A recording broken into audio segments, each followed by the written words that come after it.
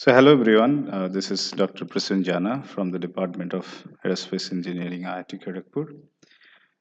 In today's lecture, I will try to explain you how you can solve a statically indeterminate axially loaded members. To start with, let us try to discuss what is statically indeterminate and statically determinate problem. So in statically indeterminate structures, the reactions and the internal forces cannot be determined by the equation of static equilibrium alone. So this type of definition or the discussion on indeterminate structures we have already done in the topic of truss and frames. But let us refresh our memory here a little bit. So I have put that again in this slide. So in most of the cases, we see that in statically indeterminate structures, the some of them support reactions or the members will be superfluous or redundant for maintaining equilibrium. That means they are not necessary, but they have been there for giving some extra stability or uh, extra strength to the structure. So here in the bottom left figure, a statically determinate structure is shown, where you can see there is a single load applied and it is supported at the top, and that actually makes the structure to be stationary. And using equilibrium equation, you'll be able to find the reaction RA. Here you can see only the equilibrium in the vertical direction. The force equilibrium will be required for solving the reaction RA. Whereas in the right side, right bottom picture, a statically indeterminate structure is shown, where you can see there is some extra support at B is applied, and that makes this structure statically indeterminate because this is a redundant reaction, a redundant support. So without that also this structure was stationary. So now if we see that this two support at A and B will give two reactions RA and RB, and we have only one equilibrium equation, which is the sum of forces in the vertical direction, so we will not be able to solve the reactions RA and RB from the equilibrium equations. So to solve these problems, you need some additional equations, and we'll talk about those equations in this lecture. In the slides, let us again try to see what is external and internal indeterminacy. This also we have discussed during the topic truss and frames. Here, quickly we can recapitulate in towards this difference of external and internal indeterminacy. So here, if you see the left side figure, where the reactions R1 and R2 cannot be found from the equilibrium equations. So this is actually a case of two springs connected in series, and there is a load applied at the middle of these two springs, which is P here.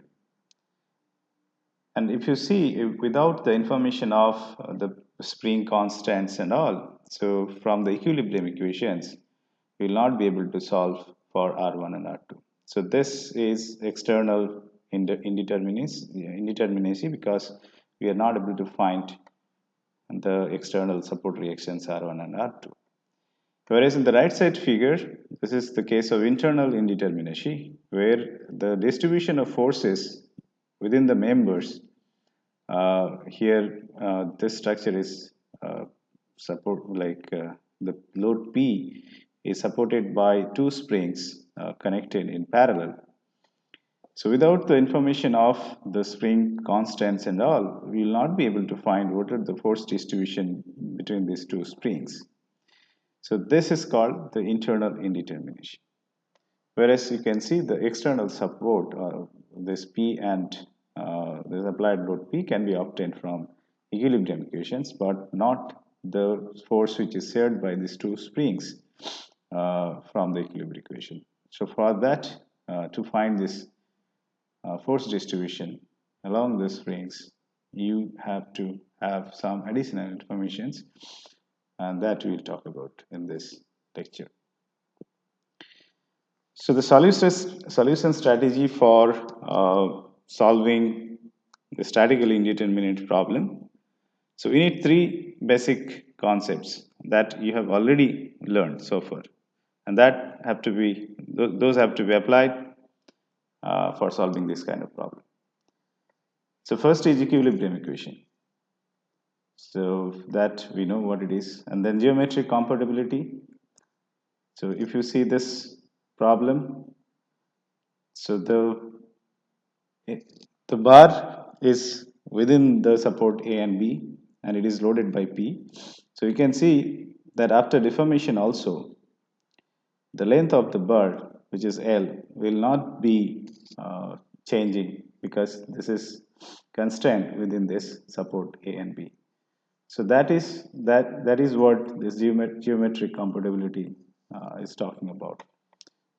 So here, the sum of the deformation of the portion L1 and L2 should be same. And then the third one is constitutive relations. So that is basically the stress strain relation or the load deflection relation for the materials which is taking part in the construction of this structure. So with these three concepts, we'll be able to solve this kind of problem. So let us take a small example in this first problem number 1. So here, if we see equilibrium equation, then this is the free body diagram of the entire structure. So here we can see from this free body diagram, RA plus RB should be equal to P. And if we talk about the portion which is between A and C, then the free body diagram is this one. And the internal force P1 will be equal to RA, that is also from equilibrium. And then the same thing for the portion which is this L2 length here. So between C and B, so that will have internal force P2 which is equal to RB. And with sign it will be minus RB. So because P2 plus RB equal to 0, so it will be minus RB. Then the compatibility equation is the total deformation delta, which is the sum of delta 1 plus delta 2. Delta 1 is the deformation of this part between A and C, and delta 2 is the deformation between C and B should be equal to 0 because the total deformation has to be 0 because the length is not changing. And the constitutive relation says the deformation delta 1 will be equal to P1 L1 by AE. We are assuming that the area and the Young's modulus of this interstructure is same. And then delta 2 is P2 L2 by AE. So we know this formula, right? So delta is PL by or FL by AE, right? So that is the load deflection relation, which is again coming from the stress strain relation, sigma equal to epsilon E. And then if we put this constitutive relations in the compatibility equation, then we will get this equation. And now from this equation, we can get a relation of RA and RB because P1 is related to RA and P2 is related to RB in this way. So we can get a relation between RA and RB, and after that we can take this equation. So you'll have this equation and this equation. So two equations and two unknowns, and we can solve for RA and RB. So this is how you can solve a statically indeterminate problem. First, you can find the reactions, and then if you want to find what is the deflection of C, then you can see that the downward deflection will be delta 1, uh, which can be expressed in this using this formula. We'll take another example here, problem 2.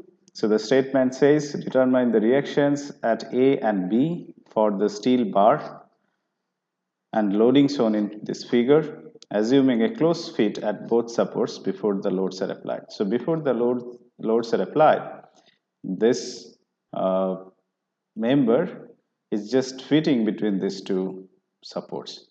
So that means the undeformed length is exactly equal to 4 times this 150 mm, so 600 mm. So sum of this length. So after these loads are applied, then the member will start deforming. But you can see this is constrained within this, so total deformation has to be 0. But the in between points like C, D, and K, those will have relative deformation, but overall deformation will be 0. So to solve this problem, first let us consider the equilibrium equation. So you can see RA plus RB has to be 900 kilonewton from sum of forces along the vertical direction. And then the compatibility equation says, so we have taken 4 portions here. You can see there can be 4 segments. Like this segments, there will be some internal force P1, and the length is L1, and the cross section is A, and the material is E.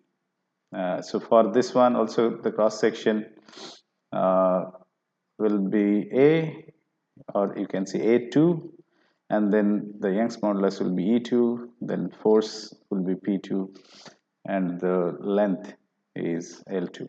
So likewise, we can see that this total structure can be divided into 4 parts. In some parts, the load is changing, and in some parts, the cross section is changing.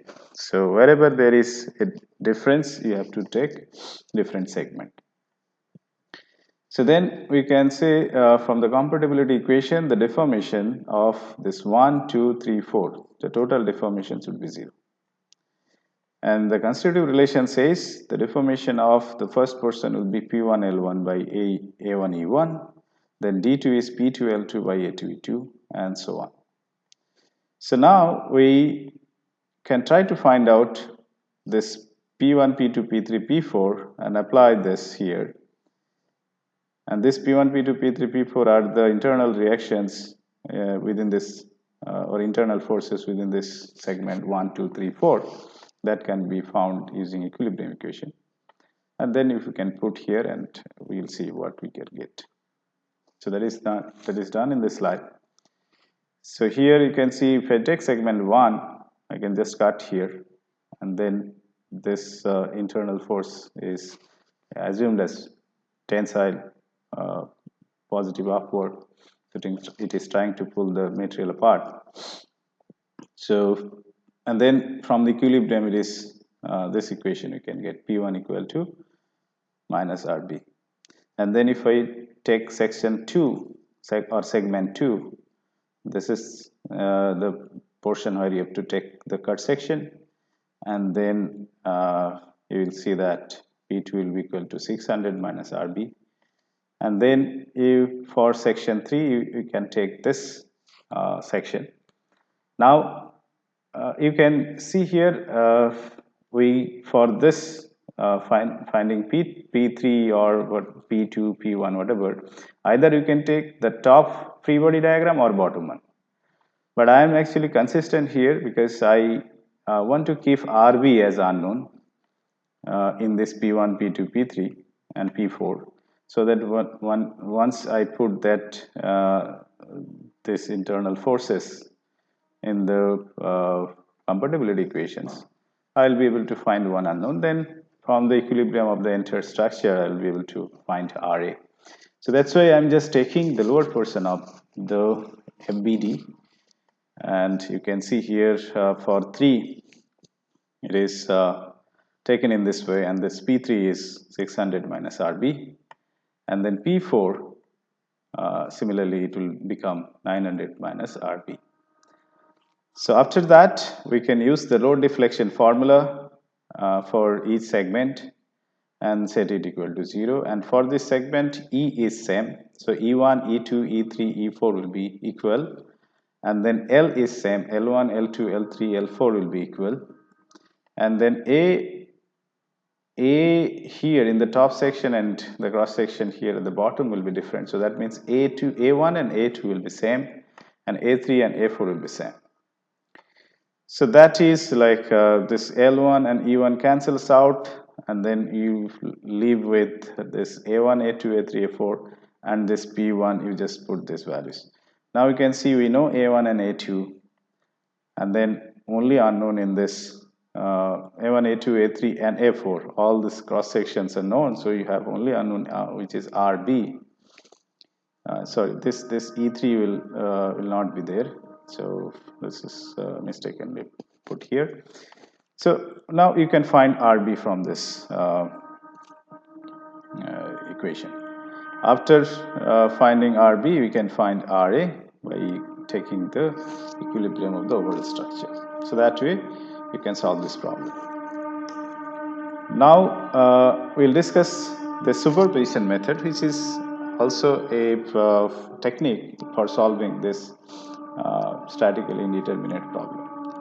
So this is pretty much simple to understand. So now, and if you think deeply, that this method also is also can be treated as same as what we have done in the previous slide, whatever calculation we have shown. So this is more or less like the same, but the calculations are a little different, or it is done in a different fashion. So here, for understanding the superposition methods, let us again take that same problem 2, where there are 2 forces applied and there are 2 constraints like this.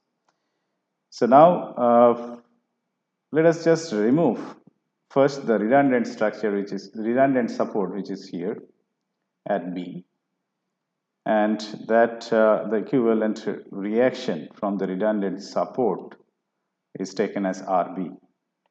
And we know that the compatibility equation for this structure here has to be this delta equal to 0. So that means this portion is not deformed. It's not moving downward or upward, it stays here. So now this, now we have taken RB as kind of applied force, you can say. And then this structure is a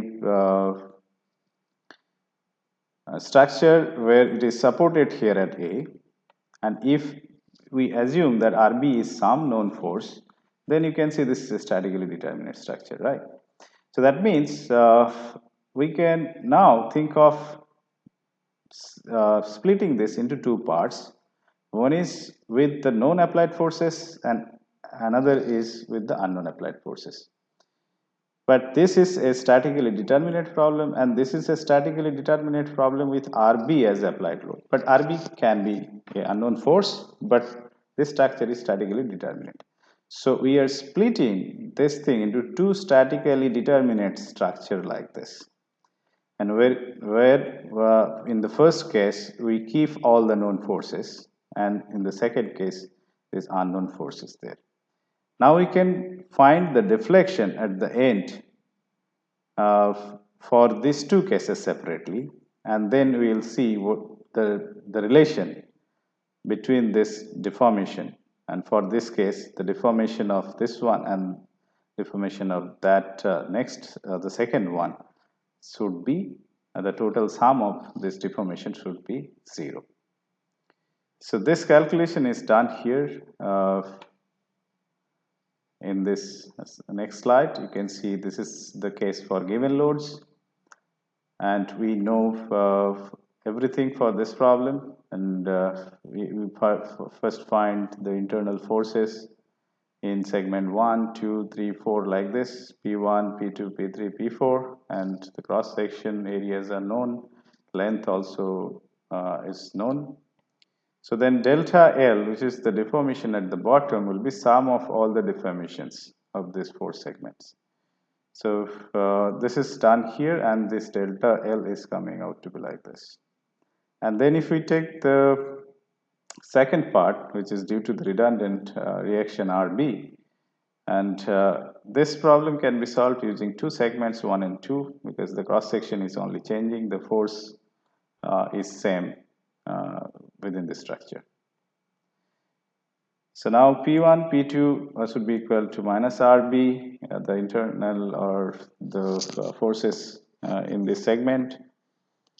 And then you know A1, A2 and L1, L2, so you find delta R using this formula. So 1 plus 2 delta of 1 and plus delta of 2.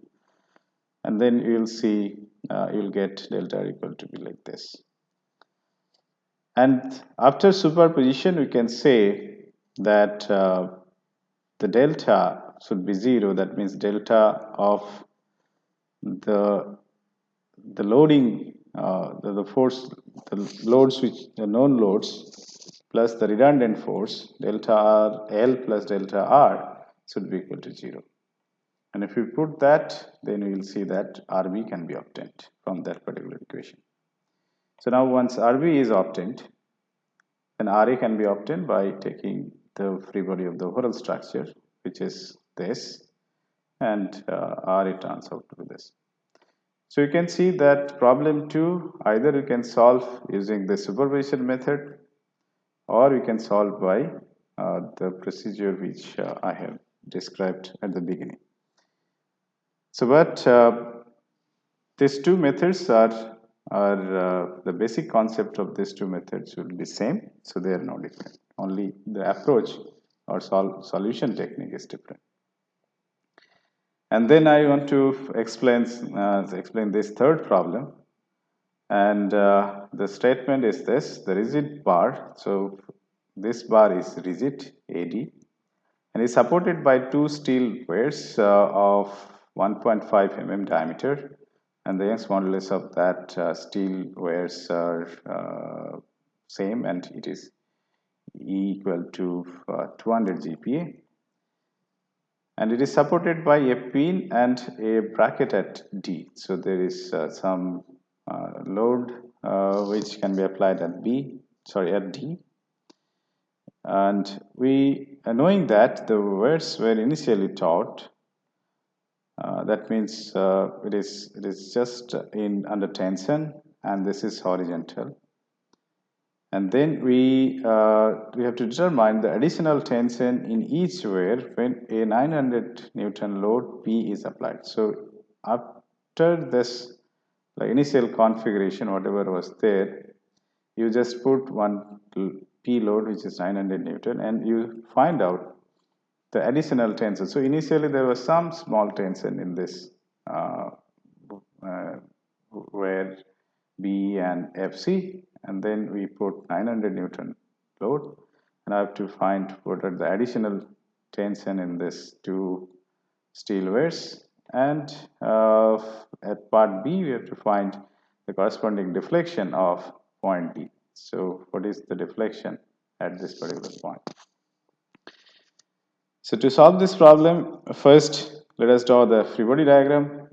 So here the tensions in B and C, or these 2 wires are taken as RB and RC, and you can see using the moment equilibrium equation we can get so here we have 4 unknowns, so we will not be able to find all the unknowns from the equation of statics. So maximum 3 unknowns, 4 unknowns and 3 equations. So we'll one more equations will be needed.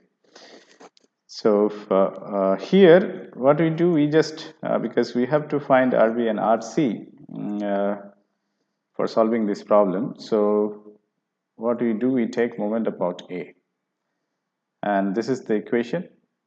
and you get a relation between RB and RC, and uh, in terms of P, right? So this is the equation.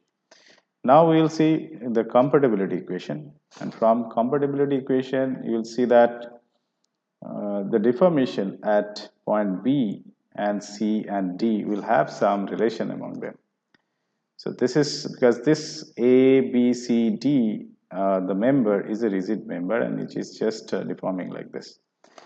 And here you can see this kind of problems.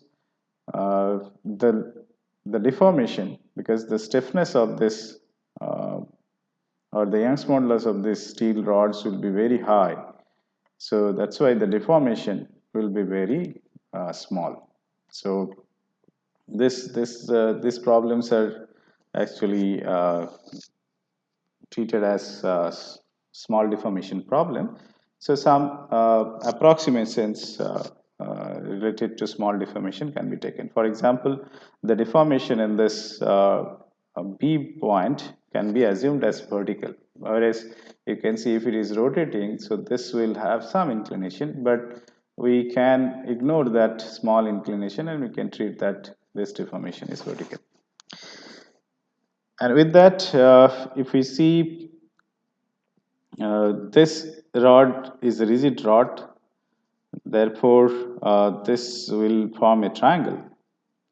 And from the properties of similar triangle, we can find relation between DV, DC, and DD. And this is what the relation for between this deformation at B and deformation at C.